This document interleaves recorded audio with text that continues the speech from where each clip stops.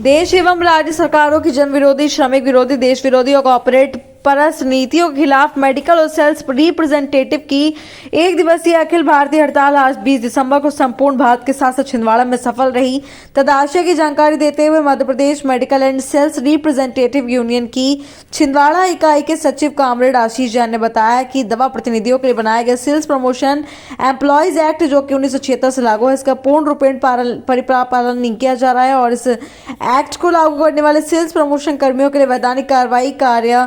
नियमावली को लागू करने, दवाइयों की कीमतें कम करने के लिए जीएसटी से मुक्त करने, दवाइयों की ऑनलाइन बिक्री बंद करने और दवा प्रतिनिधियों की निजता में दखल को रोकना इस हड़ताल का उद्देश्य है। कामरेड आशीष जैन ने बताया कि सेल्स के नाम पर दमन और उत्पीड़न पर रोक लगाने, ट्रैकिंग और निगरानी के माध्यम से दवा प्रतिनिधियों की निजता में दखल को रोकने, कार्यस्थल पर दवा प्रतिनिधियों को निर्बाध प्रवेश देने की मांग को पुरजोर तरीके से उठाया गया।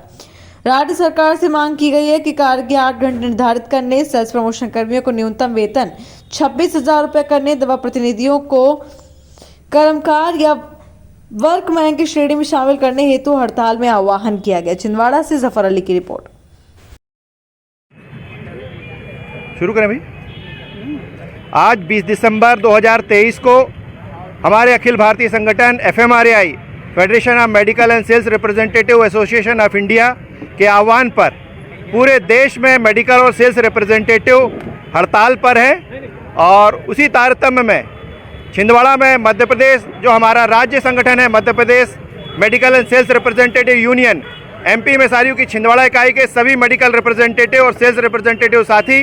हड़ताल पर आज यहाँ मानसरोवर कॉम्प्लेक्स के सामने धरने पर बैठे हैं। आज की ऑल इंडिया हड़ताल की हमारी जो प्रमुख मांगें हैं उसमें सबसे पहली है कि आवश्यक और जीवन रक्षक दवाएं आम जनता तक कम कीमत पर उपलब्ध कराना चाहिए। सरकार की यह जिम्मेदारी है कि ये दवाइयां आम जनता तक कम कीमत पर उपलब्ध हों, लेकिन इसके विपरीत दवाइयों पर GST 18% तक लगाई जा रही है। हमारी मांग है कि जीवन रक्षक आवश्यक दवाइयों पर GST शून्य की जाए, क्योंकि दवाइयाँ कोई शौक या आमोद प्रमोद की चीज़ें नहीं है, ये जीवन रक्षा से जुड़ी हुई आवश्यक वस्तु है। दूसरी हमारी मांग है कि इन जीवन रक्षक दवाइयों को कम कीमत पर उपलब्ध कराने के लिए पहले जो व्यवस्था थी कि सरकारी क्षेत्र की दवा कंपनियां थीं, IDPL, PDPL, Goa antibiotic, Karnataka antibiotic, इस तरह की कंपनियों को पुनर्जीवित किया जाए जिससे आम जनता तक ये दवाइयाँ कम से कम कीमत पर उपलब्ध हो सकें। हमारी मांग है कि मेडिकल रिप्रेजेंटेटिव के लिए जो कानून बना है सेल्स प्रमोशन एम्प्लॉयज़ एक्ट 1976 उसको पुनर्जीवित करो जिसमें